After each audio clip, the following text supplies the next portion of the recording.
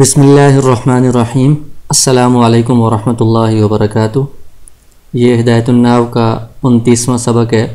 اس سبق میں آپ صفت مشبہ اور اسم تفضیل کی بحث پڑھیں گے۔ پہلے اس سبق کی عبارت دیکھ لیں۔ الفصل الثامن فی الصفۃ المشبہۃ و اسم التفضیل۔ الصفۃ المشبہۃ اسم مشتق من فعل لازم لیدل علی من قام به الفعل بمعنى الثبوت، وصيغتها على خلاف صيغة اسم الفاعل والمفعول، وإنما تعرف بالسماع كحسن وصعب وشجاع وشريف وذلول، وهي تعمل عمل فعلها مطلقا بشرط الاعتماد المذكور، ومسائلها 18 لأن الصفة إما باللام أو مجردة عنها، ومعمول كل واحد منهما إما مضاف أو باللام أو مجرد عنهما، فهذه 6، والمعمول في كل واحد منها إما مرفوع أو منصوب أو مجرور، فذلك 18، وتفصيلها نحو جاءني زيد الحسن وجهه وجهه 3 أوجه، وكذلك الحسن الوجه وجه وجهي، والحسن وجها وجه، وحسن وجهه وجهه وجهه، وحسن الوجه وجه وجهه، وحسن وجه وجها وجه، وهي على 5 أقسام، منها ممتنع الحسن وجهه والحسن وجه، ومختلف فيه حسن وجهه، والبواقي أحسن إن كان فيه ضمير واحد، وحسن إن كان فيه ضميران، وقبيح إن لم يكن فيه ضمير، والضابطة أنك متى رفعت بها معمولها فلا ضمير في الصفة، ومتى نصبت أو جررت ففيها ضمير الموصوف، نحو زيد حسن وجهه، زيد حسن وجهه. واسم التفضيل اسم مشتق من فعل يدل على الموصوف بزيادة على غيره، وصيغته أفعل غالبا، فلا يبنى إلا من الثلاثي المجرد الذي ليس بلون ولا عيب، نحو زيد أفضل الناس. فإن كان زائدا على ثلاثي أو كان لونا أو عيبا يجب أن يبنى أفعل من ثلاثي مجرد ليدل على مبالغة وشدة وكثرة، ثم يذكر بعده مصدر ذلك الفعل منصوبا على التمييز، كما تقول هو أشد استخراجا وأقوى حمرة وأقبح عرجا. وقياسه أن يكون للفاعل كما مر، وقد جاء للمفعول قليلا، نحو أعذر وأشغل وأشهر. واستعماله على 3 أوجه، إما مضاف كزيد أفضل القوم، أو معرف باللام نحو زيد الأفضل، أو بمن نحو زيد أفضل من عمرو. ويجوز في الأول الإفراد ومطابقة اسم التفضيل للموصوف، نحو زيد أفضل القوم، والزيدان أفضل القوم وأفضلا القوم، والزيدون أفضل القوم وأفضلوا القوم. وفي الثاني يجب المطابقة، نحو زيد الأفضل والزيدان الأفضلان والزيدون الأفضلون. وفي الثالث يجب كونه مفردا مذكرا أبدا، نحو زيد وهند والزيدان والهندان والزيدون والهندات أفضل من عمرو. وعلى الأوجه 3 يضمر فيه الفاعل، وهو يعمل في ذلك المضمر، ولا يعمل في المظهر أصلا إلا في مثل قولهم ما رأيت رجلا أحسن في عينه الكحل منه في عين زيد، فإن الكحل فاعل لأحسن، وها هنا بحث. اسم کی بحث چل رہی تھی، تو اسی کی ایک قسم صفت مشبہ ہے اور ایک اسم تفضیل ہے۔ تو پہلے صفت مشبہ کو بیان کر رہے ہیں۔ اس کی تعریف یہ ہے، اسم مشتق من فعل لازم۔ صفت مشبہ ایسا اسم ہے جو فعل لازم سے مشتق ہو، فعل لازم سے بنایا گیا ہو، نکالا گیا ہو۔ فعل لازم کا مطلب یہ ہے کہ ایسا فعل جو صرف فاعل سے پورا ہو جاتا ہے، اس میں مفعول کی ضرورت نہیں ہوتی۔ تو فعل لازم سے اس صفت مشبہ کا جو صیغہ ہے، اسم میں اس کو بنایا جاتا ہے، نکالا جاتا ہے۔ لیدل علی من قام به الفعل، اور یہ اسم صفت مشبہ کیوں بنایا جاتا ہے؟ یہ اس لیے تاکہ وہ اس بات پر دلالت کرے کہ فعل کس کے ساتھ قائم ہے، یعنی جس کے ساتھ فعل قائم ہے یا یہ صفت جس کے ساتھ قائم ہے، اس ذات کے اوپر یہ صفت مشبہ والا اسم دلالت کرے۔ بمعنی ثبوتی، اور یہ فعل جو اس ذات کے ساتھ قائم ہے یہ بطور ثبوت ہے، بطور دوام ہے، یعنی تسلسل کے ساتھ، دوام کے ساتھ، ہمیشگی کے ساتھ یہ فعل اس کے ساتھ قائم ہے۔ تو یہ قید اس لیے لگائی ہے کہ فاعل کی تعریف بھی پیچھے آپ نے یہی پڑھی ہے کہ لید علی من قام بالفعل، فاعل بھی اس ذات پر دلالت کرتا ہے جس کے ساتھ فعل قائم ہو، لیکن وہاں پر ساتھ یہ قید آپ نے پڑھی ہے کہ بمعنی الحدوثی، کہ فاعل میں وہ فعل عارضی طور پر تھوڑی دیر کے لیے وہ اس ذات کے ساتھ قائم ہوتا ہے، فاعل کے ساتھ، جب وہ کام کر رہا ہوتا ہے۔ جیسے کام پہلے نہیں کر رہا تھا اس وقت بھی اس کے ساتھ قائم نہیں تھا، جب کام ختم ہو گیا تو فعل اس کے ساتھ قائم نہیں ہوگا۔ لیکن صفت مشبہ یہ ایسا اسم ہے کہ یہ اس پر دلالت کرتا ہے کہ فعل اس کے ساتھ بطور ثبوت کے قائم ہے، یعنی ہمیشہ سے اس کے ساتھ قائم ہے، اور صرف کوئی خاص وقت نہیں ہے کہ تھوڑی دیر کے لیے وہ قائم ہوا ہے پھر ہٹ گیا ہے، بلکہ یہ صفت اس ذات کے اندر، یا فعل، یہ کام اس ذات کے اندر مسلسل یا دائمی طور پر پایا جاتا ہے۔ وصيغتها على خلاف صيغة اسم الفاعل والمفعول، اسم فاعل اور اسم مفعول کے جو صیغے تھے اس میں تو باقاعدہ اس کے اوزان ہیں اور اس کو بنانے کا طریقہ ہے، لیکن یہ جو صفت مشبہ ہے اس کا صیغہ اسم فاعل اور اسم مفعول کے صیغے کے برخلاف ہے، یعنی اس کو بنانے کا کوئی قاعدہ نہیں ہے۔ وإنما تعرف بالسماع، یہ صرف سماعی ہیں، یعنی سماع سے معلوم ہوتا ہے۔ عربوں نے یہ صفت مشبہ جس طرح استعمال کیا ہے ہم اسی طرح استعمال کریں گے۔ تو اس میں کچھ مثالیں دی ہیں، حسن یہ فعال کے وزن پر ہے، صعب یہ فعل کے وزن پر ہے، شجاع شریف ذلول، تو یہ ساری صفت مشبہ کی مختلف مثالیں ہیں۔ تو اس میں مختلف ایسے اوزان ہیں جو سماع سے معلوم ہوئے ہیں، کسی قاعدے کے تحت یہ نہیں بنے۔ تو یہ حسن جو ہے یہ حسن یحسن فعل لازم ہے، اس سے یہ بنا ہے اچھا ہونا۔ صعب تو یہ بھی فعل لازم ہے، مشکل ہونا، سخت ہونا، دشوار ہونا، اس سے یہ بنا ہے۔ شجاع بہادر ہونا، شریف عزت والا، شرف والا ہونا، تو یہ ایسے ہیں جو فعل لازم سے بنے ہیں، اور یہ دلالت کر رہے ہیں کہ وہ بندہ جس کے اندر اچھا ہونے والا فعل بطور ثبوت کے قائم ہے۔ جو بندہ اچھا ہے تو وہ شروع سے آخر تک ہمیشہ اچھا ہی رہے گا، جو چیز دشوار ہے یا مشکل ہے تو وہ مشکل ہی رہے گی، تو یہ مشکل ہونا اس چیز کے ساتھ بطور دوام کے یہ قائم ہے۔ جو بہادر ہے تو وہ بہادر ہی رہے گا، یہ تھوڑی دیر کے لیے یہ کام نہیں ہوتے، بلکہ یہ کام اس شخص یا اس چیز کے اندر یہ دائمی طور پر پائے جاتے ہیں۔ آگے اس کا عمل بیان کر رہے ہیں کہ صفت مشبہ یہ اپنے فعل کی طرح عمل کرتی ہے مطلقاً۔ مطلقاً کا مطلب یہ ہے کہ جس طرح اسم فاعل اور اسم مفعول میں ہم نے شرط لگائی تھی کہ وہ حال یا استقبال کے معنی میں ہو، صفت مشبہ میں یہ شرط نہیں ہے۔ صفت مشبہ کسی بھی معنی میں ہو، کیونکہ اس میں زمانہ نہیں پایا جاتا، حال یا استقبال، یہ صفت تو دائمی طور پر قائم ہوتی ہے، تو اس لیے اس میں مطلقاً عمل پایا جاتا ہے۔ اپنے فعل کا عمل سے مراد یہ ہے کہ فعل لازم جو عمل کرتا ہے فاعل کو رفع دیتا ہے، اس طرح صفت مشبہ بھی فاعل کو رفع دے گی۔ بشرط الاعتماد المذکوری، وہی اعتماد کی شرط جو اس میں فاعل اور اسم مفعول کی بحث میں ذکر کی گئی ہے کہ صفت مشبہ نے اپنے سے پہلے مبتدا پر یا کسی حرف استفہام پر، حرف نفی پر، کسی اس میں اشارہ وغیرہ پر اعتماد کیا ہوا ہو تو اس کے بعد یہ عمل کرے گا۔ ومسائل ہوا 18، اس کی جو مختلف صورتیں بنتی ہیں صفت مشبہ کی تو وہ 18 صورتیں بنتی ہیں۔ وہ کس طرح؟ لأن الصفۃ اما باللام او مجردۃ عنہا، دو صورتیں تو اس طرح کہ صفت مشبہ معرف باللام ہوگی یا لام سے خالی ہوگی، جیسے حسن ہے تو الحسن ہوگا تو الف لام کے ساتھ ہے، اور الف لام سے خالی صرف حسن، دو صورتیں یہ ہوگی۔ ومعمول کل واحد منہما، ان میں سے ہر ایک کا معمول، یعنی چاہے معرف باللام ہو یا معرف باللام نہ ہو، ان کا جو معمول ہوگا وہ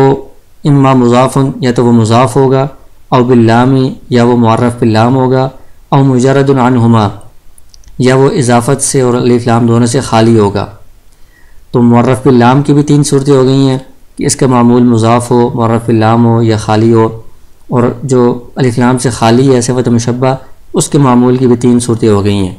فہذی ستۃ، یہ کل 6 صورتیں ہو گئی ہیں۔ والمعمول فی کل واحد منہا، پھر ان میں سے ہر ایک، یہ جو 6 صورتیں ہیں ان میں سے ہر ایک صورت میں جو معمول ہوگا اس میں 3 صورتیں ہوں گی اعراب کے اعتبار سے، یا تو وہ مرفوع ہوگا یا منصوب ہوگا یا مجرور ہوگا۔ تو یہ 6 جو اقسام ہیں ان کے اندر 3 صورتیں جب ہم بنائیں گے، مرفوع منصوب مجرور،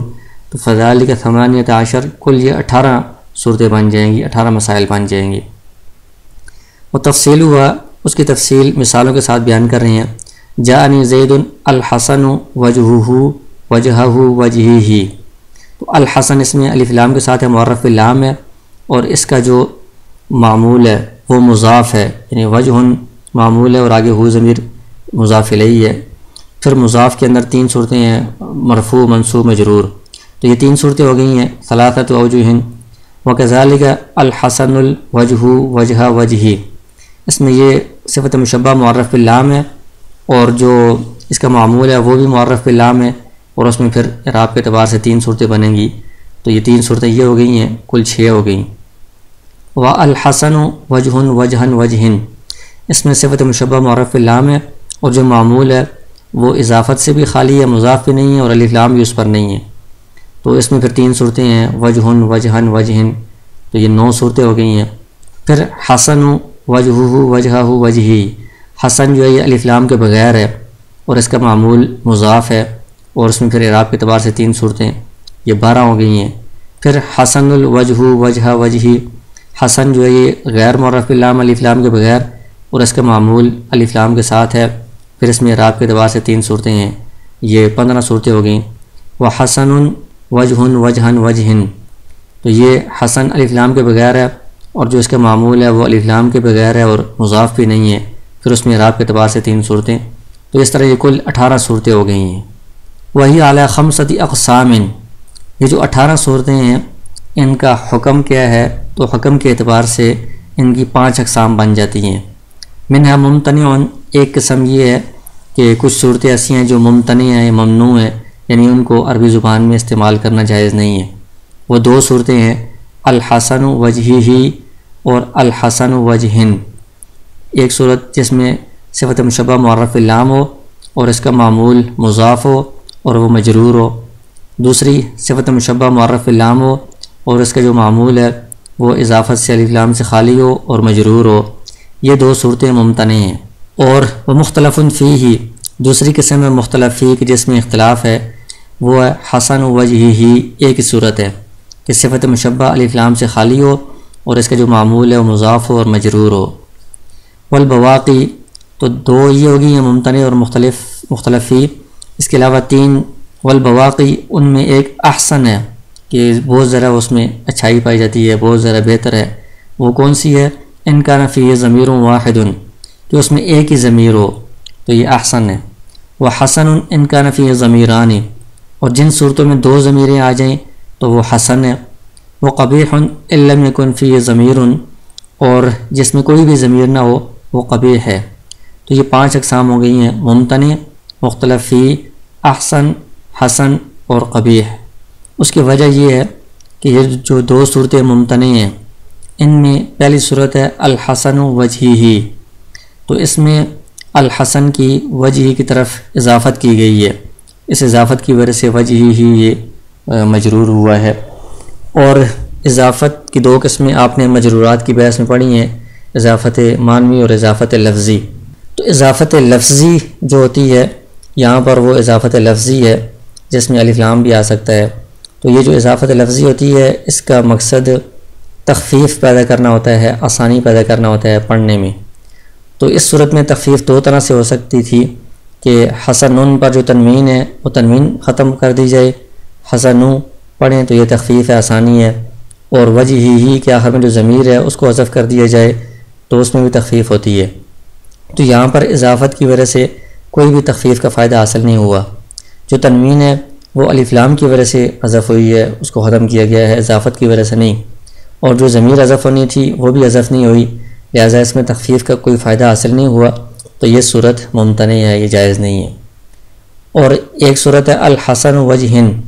اس میں بھی اضافت کی گئی ہے الحسن کی وجہ کی طرف، تو اس میں الحسن یہ معرفہ ہے، الف لام کے ساتھ ہے، وجہ جو ہے یہ نکرہ ہے، تو نکرہ کی معرفہ کی طرف اضافت ہوتی ہے تاکہ نکرہ کے اندر تخصیص پیدا ہو جائے۔ یہاں پر معرفہ کی نکرہ کی طرف اضافت ہو رہی ہے تو معرفہ کی نکرہ کی طرف اضافت کریں گے تو اس میں کوئی تخصیص پیدا نہیں ہوتی۔ تو اضافت معنوی جیسے غلام و زیدن ہوتا ہے، اس میں اگر نکرہ کی معرفہ کی طرف اضافت ہو تو نکرہ کے اندر تخصیص آ جاتی ہے، لیکن معرفہ کی نکرہ کی طرف اضافت ہو تو اس میں یہ جائز نہیں ہے، کیونکہ اس میں کوئی تخصیص کا فائدہ حاصل نہیں ہوتا۔ تو اسی طرح یہ جو اضافت لفظی ہے، اس میں بھی معرفہ کی نکرہ کی طرف اضافت کو ناجائز قرار دیا گیا ہے اس مشابہت کی وجہ سے، لہذا یہ صورت بھی ممتنع ہوگی، ناجائز ہوگی۔ مختلف فی اس لیے ہے کہ حسن وجہ ہی اس میں اضافت ہے، اضافت لفظی۔ تو جیسے کہ ابھی آپ کو بتایا کہ اضافت لفظی تخفیف کے فائدے کے لیے ہوتی ہے، تو تخفیف میں ایک تو تنوین کو حذف کرنا، دوسرا آخر میں جو ضمیر ہے معمول کا جو مضاف الیہ ہے اس کو حذف کرنا، ان دو طریقوں سے تخفیف ہوتی ہے۔ تو یہاں پر حسن تھا تو اضافت کی وجہ سے تنوین تو حذف ہو گئی ہے، کچھ تو تخفیف کا فائدہ حاصل ہوا ہے،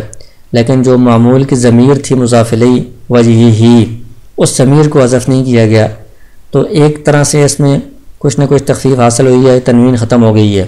لیکن مکمل تخفیف حاصل نہیں ہوئی کہ ضمیر ابھی تک حذف نہیں ہوئی۔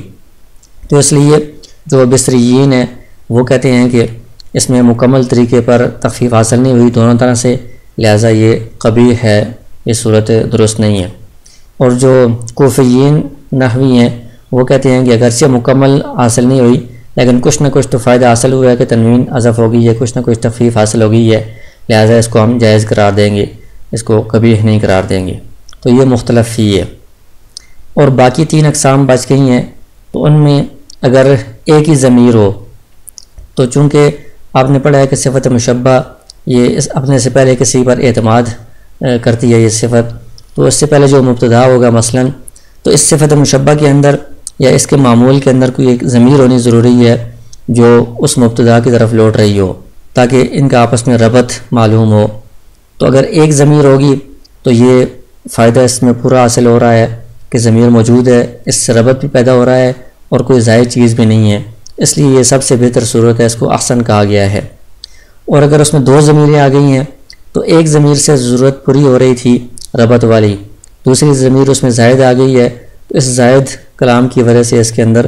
وہ اچھائی نہیں رہے گی جو احسن میں تھی، تو یہ کم درجے کی اچھائی ہے اس میں، تو یہ حسن ہے۔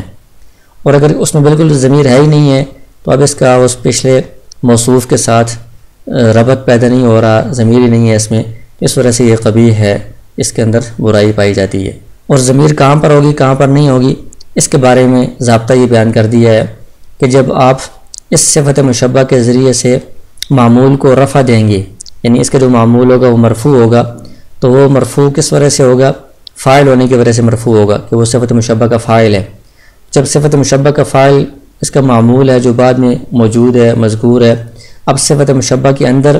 فاعل کے ضمیر ماننے کی ضرورت نہیں ہے،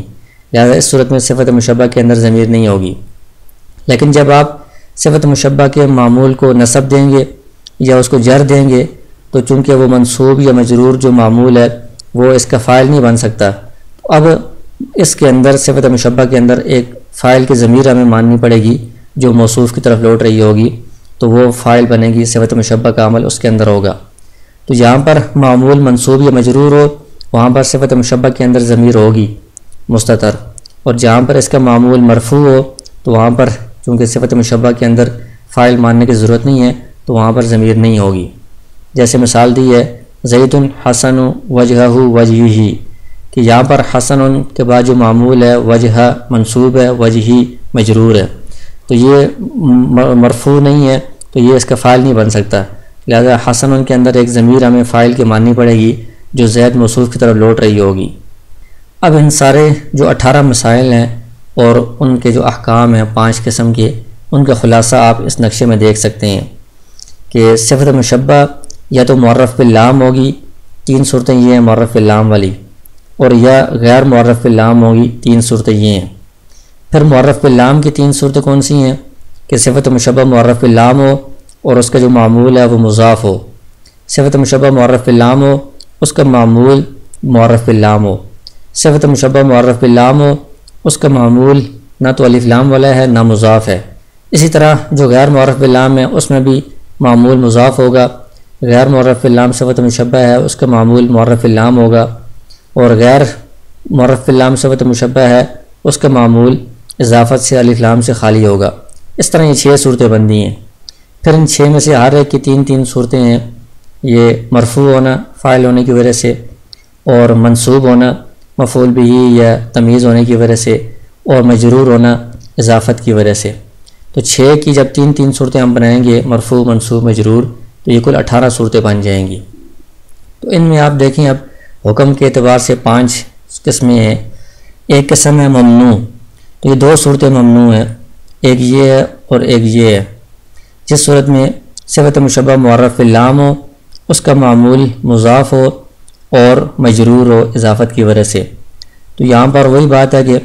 تخفیف کا فائدہ ہونا تھا اضافت کی وجہ سے، اور تخفیف یہاں پر حاصل نہیں ہوئی، کیونکہ تنوین جو گری ہے وہ الف لام کی وجہ سے گری ہے، اور یہ ضمیر گرنی تھی وہ نہیں گری، لہٰذا اس میں کوئی فائدہ حاصل نہیں ہوا، تو یہ ممنوع ہے۔ اسی طرح ایک صورت یہ ممنوع ہے کہ صفت مشبہ معرف باللام ہو، معمول خالی ہو اضافت سے بھی الف لام سے بھی، اور وہ مجرور ہو اعراب کے اعتبار سے۔ تو یہاں پر الحسن وجہن ہے، یہ صفت مشبہ جو مضاف ہے وہ معرفہ ہے، اور جو مضاف الیہ وہ نکرہ ہے۔ تو معرفہ کی نکرہ کی طرف اضافت کرنے سے کوئی فائدہ تخفیف تخصیص حاصل نہیں ہوتی، لہذا اس کو ممنوع قرار دیا گیا ہے۔ ایک صورت مختلف فی ہے یہ والی کہ صفت مشبہ غیر معرف باللام ہو، الف لام سے خالی ہو، معمول مضاف ہو اور اس کا اعراب جر والا ہو۔ تو یہاں پر حسن وجہی ہی ہے، تو اس میں حسن مضاف ہے تو اس کی تنوین گر گئی ہے، تخفیف کا فائدہ حاصل ہوا ہے ایک اعتبار سے، لیکن وجہی ہی میں جو ہی ضمیر ہے اس کو بھی گرانا چاہیے تھا تاکہ مکمل تخفیف حاصل ہوتی، لیکن وہ نہیں گر سکی۔ تو اس وجہ سے بصریین یہ کہتے ہیں کہ مکمل تخفیف حاصل نہیں ہوئی، یہ قبیح ہے، اور کوفیین یہ کہتے ہیں کچھ نہ کچھ تخفیف حاصل ہو گئی ہے لہذا یہ جائز ہے، تو یہ مختلف فی ہے۔ باقیوں میں کچھ احسن ہے جس کے اندر ایک ضمیر ہو، اور کچھ حسن ہے جس کے اندر 2 ضمیریں ہوں، اور کچھ قبیح ہیں جس کے اندر کوئی بھی ضمیر نہ ہو۔ تو پہلے احسن کو دیکھیں کہ یہ ایک قسم احسن ہے کہ اس کے اندر الحسن وجہہ ہے، تو وجہ الحسن کا فاعل ہے، مرفوع ہے، تو اب الحسن کے اندر ضمیر ماننے کی ضرورت نہیں ہے، اس کے اندر ضمیر نہیں ہے۔ اب یہ جو وجہہ میں جو مضاف الیہ والی ضمیر ہے یہ ایک ہی ضمیر ہے جو زید موصوف کی طرف لوٹ رہی ہے، تو یہ ضمیر زید کے ساتھ ربط پیدا کرنے کا کام کر رہی ہے، اور اس میں کوئی زائد چیز بھی نہیں ہے، لہذا یہ احسن ہے، سب سے بہتر صورت ہے۔ اسی طرح یہ بھی احسن ہے، حسن وجہہ، تو وجہ مرفوع ہے تو لہٰذا یہ فاعل موجود ہے، تو اب اس کے اندر ضمیر فاعل ماننے کی ضرورت نہیں ہے، اور اس کے اندر ہو ضمیر آخر میں موجود ہے جو زید کی طرف لوٹ رہی ہے ربط پیدا کرنے کے لیے، یہ بھی احسن ہے۔ اسی طرح یہ بھی احسن ہے، زید الحسن الوجہ، اس کے اندر وجہ یہ منصوب ہے، اس کا فاعل نہیں بن سکتا، تو الحسن کے اندر ہم ضمیر مانیں گے اس کا فاعل، تو الحسن کے اندر ایک ضمیر فاعل کی موجود ہے جو زید کی طرف لوٹ رہی ہے ربط پیدا کرنے کے لیے، اور الوجہ کے ساتھ آگے مضاف الیہ والی ضمیر نہیں ہے، تو ایک ہی ضمیر ہے، تو لہٰذا یہ احسن ہے۔ اسی طرح یہ بھی احسن ہے، زید الحسن وجہن، اس میں وجہن کے ساتھ ضمیر نہیں ہے اور وجہن منصوب ہے، تو الحسن کے اندر مرفوع والی فاعل ضمیر ہم مانیں گے، تو ایک ہی ضمیر ہے اس میں بھی۔ اسی طرح زید حسن الوجہ، یہاں پر بھی وجہ کے ساتھ مضاف الیہ والی ضمیر ہے وہ نہیں ہے، حسن ان کے اندر ہم ضمیر مانیں گے وہ ایک ہی ضمیر ہے۔ اسی طرح زید حسن وجہن، اس کے اندر مضاف الیہ والی ضمیر نہیں ہے، حسن کے اندر ہم ضمیر مانیں گے تو ایک ہی ضمیر ہے یہ۔ اسی طرح یہ زید الحسن الوجہی، مضاف الیہ کی ضمیر موجود نہیں ہے، الحسن اور وجہی مجرور ہے، یہ فاعل نہیں بن سکتا، تو الحسن کے اندر فاعل کی ہم ضمیر مانیں گے، یہ ایک ہی ضمیر ہے۔ اسی طرح یہ زید حسن الوجہی، زید حسن وجہن، ان دونوں صورتوں میں مضاف الیہ کی ضمیر نہیں ہے اور یہ دونوں مجرور ہیں، معمول مرفوع فاعل نہیں بن سکتے، تو حسن ان کے اندر ہم ضمیر مانیں گے فاعل کی، وہ ایک ہی ضمیر ہوگی، ربط کا کام مکمل ہو گیا ہے، تو یہ احسن ہے۔ اور یہ صورت حسن ہے کہ اس میں 2 ضمیریں آ گئی ہیں، زید الحسن وجہہ، تو وجہ چونکہ یہ منصوب ہے یہ فاعل نہیں بن سکتا، تو الحسن کے اندر ہمیں ایک ضمیر فاعل کی ماننی پڑے گی، اور وجہہ اس کے آخر میں جو مضاف الیہ والی ضمیر ہے وہ بھی موجود ہے، تو 2 ضمیریں یہاں پر جمع ہو گئی ہیں، تو ایک سے کام مکمل ہو جاتا تھا، دوسری ضمیر زائد ہے، اس لیے یہ احسن نہیں ہے بلکہ اس سے کم درجے کی صورت ہے، حسن ہے۔ اسی طرح یہ بھی حسن ہے زید حسن وجہہ، وجہ منصوب ہے تو حسن کے اندر ہم فاعل کی ضمیر مانیں گے، اور آخر میں بھی ضمیر موجود ہے، دو ضمیریں ہیں۔ اور پانچویں قسم قبیح ہے، اس کی چار صورتیں ہیں۔ زید الحسن الوجہ، یہاں پر الوجہ اس کا فاعل بن رہا ہے تو یہ موجود ہے، تو اب حسن کے اندر ضمیر نہیں مان سکتے، اور وجہ کے بعد آگے مضاف الیہ والی ضمیر بھی نہیں ہے، لہذا اس کے اندر کوئی بھی ضمیر نہیں ہے جو زید موصوف کی طرف لوٹ سکے، اس کے ساتھ ربط پیدا کر سکے، یہ قبیح ہے۔ اسی طرح زید الحسن وجہ، اس میں وجہ فاعل ہے تو حسن کے اندر ضمیر نہیں مان سکتے، وجہ کے ساتھ مضاف الیہ کی ضمیر بھی نہیں ہے، تو یہ قبیح ہے۔ اسی طرح زید حسن الوجہ، زید حسن وجہ، ان سب صورتوں میں وجہ مرفوع ہے، فاعل موجود ہے تو حسن کے اندر ضمیر نہیں مان سکتے، اور مضاف الیہ کی ضمیر بھی موجود نہیں ہے، لہذا کوئی ضمیر نہیں ہے، تو یہ صورتیں قبیح ہیں۔ آگے اس میں تفضیل کا بیان کر رہے ہیں۔ اس کی تعریف یہ ہے، اسم مشتق من فعل يدل على الموصوف بزیادة على غیرہ۔ اس میں تفضیل ایسا اسم ہے جو فعل سے مشتق ہو، فعل سے نکالا گیا ہو، تاکہ وہ اس چیز پر دلالت کرے جس کے اندر کسی صفت کی زیادتی پائی جا رہی ہے اس کے غیر کے بنسبت۔ یعنی ایک چیز ایسی ہے کہ جو اس چیز کے اندر بھی پائی جا رہی ہے اور دوسرے غیر کے اندر بھی پائی جا رہی ہے، لیکن اس چیز کے اندر غیر کے بنسبت اس صفت کا اضافہ پایا جاتا ہے، وہ صفت زیادہ درجے میں پائی جاتی ہے، لہذا اس کو ثابت کرنے کے لیے، اس پر دلالت کرنے کے لیے اس میں تفضیل کا صیغہ استعمال ہوتا ہے۔ وصیغۃ افعل غالباً، اس کا صیغہ افعل کے وزن پر ہوتا ہے، مذکر میں، مؤنث فعلا کے وزن پر ہوتا ہے، جیسے کہ آپ نے صرف میں پڑھ لیا ہے۔ فلا یبنى الا من الثلاثی المجرد، تو یہ صرف ثلاثی مجرد سے بنایا جاتا ہے، ثلاثی مزید سے یا رباعی وغیرہ سے اس میں تفصیل کا صیغہ نہیں بنتا۔ اور ثلاثی مجرد بھی ایسا الذی لیس بلون ولا عیب، جس میں لون والا رنگ والا معنی نہ ہو اور کسی عیب والا معنی نہ ہو، اس سے یہ اس میں تفضیل کا صیغہ بنتا ہے۔ جیسے زید افضل الناس، زید لوگوں میں سے زیادہ فضیلت والا ہے، زیادہ فضل والا ہے، تو لوگوں کی بنسبت زید کے اندر یہ فضیلت والا معنی زیادہ پایا جاتا ہے، تو اس کو دلالت کرنے کے لیے افضل اس میں تفصیل کا صیغہ استعمال ہوا ہے۔ فإن كان زائدا على ثلاثی او كان لونا او عیبا، تو پہلے بتایا تھا کہ یہ صرف ثلاثی مجرد سے آتا ہے، اور اس میں بھی جب لون یعنی رنگ والا اور عیب والا معنی نہ ہو تب یہ افعل اس میں تفصیل کا صیغہ بنتا ہے۔ اگر ثلاثی سے زائد ہو یعنی ثلاثی مزید ہو یا رباعی وغیرہ ہو، اس سے اس میں تفصیل بنانا ہو، یا لون اور عیب والا معنی اس کے اندر پایا جا رہا ہے، رنگ والا یا عیب والا، اس سے آپ اس میں تفصیل یعنی اس میں زیادتی والا معنی ثابت کرنا چاہتے ہیں، تو اس کا طریقہ یہ ہے کہ یجب ان یبنى افعل من ثلاثی مجرد، ثلاثی مجرد کے مختلف الفاظ جس میں شدت، کثرت یا قوت وغیرہ کا معنی پایا جاتا ہو، ان میں سے افعلو کا صیغہ آپ بنا لیں تاکہ وہ دلالت کرے مبالغے پر، زیادتی معنی پر، سختی پر، کثرت پر، جو بھی اس مقام کے مناسب ہو، تو وہ آپ اس سے شدت والے معنی سے، کثرت والے معنی سے آپ افعلو کا صیغہ بنا لیں۔ ثم یذکر بعدہ مصدر ذلک الفعل، پھر وہ ثلاثی مزید والا جو فعل ہے یا رباعی والا جو فعل ہے جس سے آپ اس میں تفضیل بنانا چاہتے ہیں، اس کا مصدر آپ اس کے بعد ذکر کریں، اور وہ مصدر منصوب ہوگا تمیز ہونے کی بنا پر، جس طرح استخرج یا استخرجو ہے باب استفعال، اس سے آپ اس میں تفصیل بنانا چاہتے ہیں تو آپ پہلے شدت جو ثلاثی مجرد کا صیغہ ہے اس سے آپ اس افعلو کے وزن پر بنائیں اشدو، پھر اس کے بعد استخراج مصدر لے کر آئیں اور وہ تمیز ہونے کی وجہ سے منصوب ہوگا، ہوا اشد استخراجن۔ اسی طرح حمرہ، یہ مثال ہے رنگ والے معنی کی کہ جو جس کے اندر لال رنگ، سرخ رنگ زیادہ ہو، تو پہلے آپ اقوا یہ ثلاثی مجرد کے وزن پر آپ افعلو لے کر آئیں گے، اس کے بعد حمرتن مصدر کو آپ منصوب لے کر آئیں گے، تو اس کے اندر وہی زیادتی والا معنی آ جائے گا۔ عرجن لنگڑے پن کو کہتے ہیں، یہ عیب کی مثال ہے۔ اقبحو آپ پہلے یہ ثلاثی مجرد سے افعلو کے وزن پر لے کر آئیں گے، پھر عرجن اس کو آپ مصدر کو تمیز ہونے کی وجہ سے منصوب بعد میں ذکر کریں گے، تو اس کے اندر وہی زیادتی والا معنی آ جائے گا۔ وقیاسه ان يكون للفاعل كما مر، اصل اس میں قاعدہ اور قیاس یہی ہے کہ اس میں تفضیل یہ فاعل کے لیے استعمال ہوتا ہے، یعنی جو کام کرنے والا ہوتا ہے اس میں زیادتی معنی پر دلالت کرتا ہے کہ یہ والا بندہ یہ کام زیادہ کرنے والا ہے۔ وقد جاء للمفعول قلیلا، کبھی کبھی بہت کم یہ مفعول کے لیے بھی استعمال ہوتا ہے، یعنی جس پر فعل واقع ہوا ہے اس کے اندر زیادتی والا معنی ثابت کرنے کے لیے، جیسے اعذر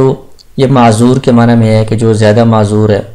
اشغل یہ مشغول کے معنی میں ہے کہ وہ زیادہ مشغول ہے، اشہر مشہور کے معنی میں ہے کہ جو زیادہ مشہور ہو،